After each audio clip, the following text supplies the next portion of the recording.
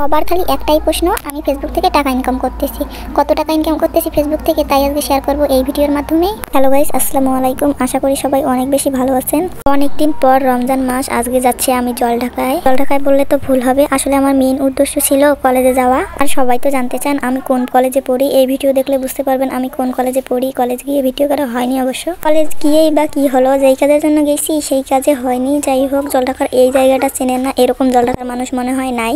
আমাদের কলেজ যাইতে হলে প্রথমে এই রাস্তাটায় আসতে হবে, তারপর এই রাস্তা দিয়ে যাইতে হয়। এই রাস্তা দিয়ে কিন্তু জলঢাকা ডিগ্রি কলেজও যায়, কিন্তু আমি জলঢাকা ডিগ্রি কলেজ পড়ি না। যাই হোক, এবার আসি আসল কথায়। তোমরা অনেকেই মনে করতেছো ফেসবুক থেকে মনে হয় আমি অনেক টাকা ইনকাম করতেছি, তাই তো দেখা হলেই জিজ্ঞেস করতেছেন কি ব্যাপার, ফেসবুক থেকে নাকি এত টাকা ইনকাম করতেছিস।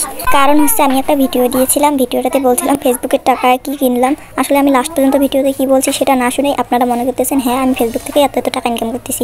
ভিডিওটা কি আপনি লাস্ট পর্যন্ত দেখছেন? আমার মনে হয় না আপনি লাস্ট পর্যন্ত ভিডিওটি দেখছেন। যদি দেখতেন তাহলে এরকম চিন্তাধারা মাথায় আসতো না। আমি কি বলছি এখনো গিয়ে ভিডিওটি লাস্ট পর্যন্ত দেখতে পারেন। সবাই যে শুধু আমাকেই কমেন্ট করতেছেন বা ইনবক্সে নিয়ে দিচ্ছেন তা না। সেদিন একটা চাষিও বলতেছে তুই নাকি ফেসবুক থেকে মেলা টাকা পাচ্ছিস। এটা কোনো কথা গাইস? আপনারা যদি টাকার উপর এরকম ভাবে নজর দেন তাহলে কি টাকা থাকবে বলেন? আপনারা যেভাবে টাকা শুরু করে দিয়েছেন কি আর বলবো।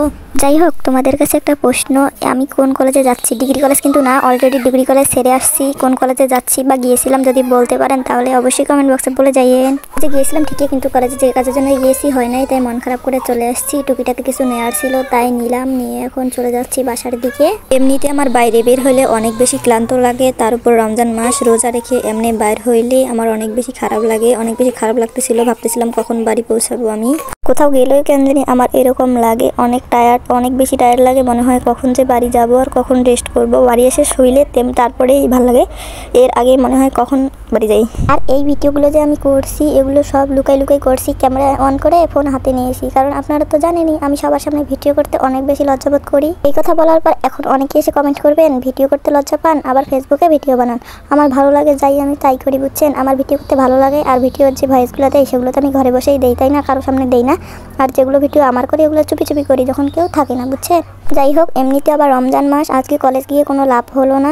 কিন্তু কালকে শুক্রবার, কালকেও তো সেটা আমার মনে ছিল না। ভয়েস দেওয়ার পর এখন মনে হলো, কালকে যাইতে বলছিল আমাকে স্যারেরও মনে হয় স্মরণ ছিল না, এখন আমার মনে পড়লো। যাই হোক, আবার শনিবারও তো বন্ধ থাকবে, রবিবারে যাওয়া হবে আবার কলেজ। এর আগে তো বন্ধই সবকিছু।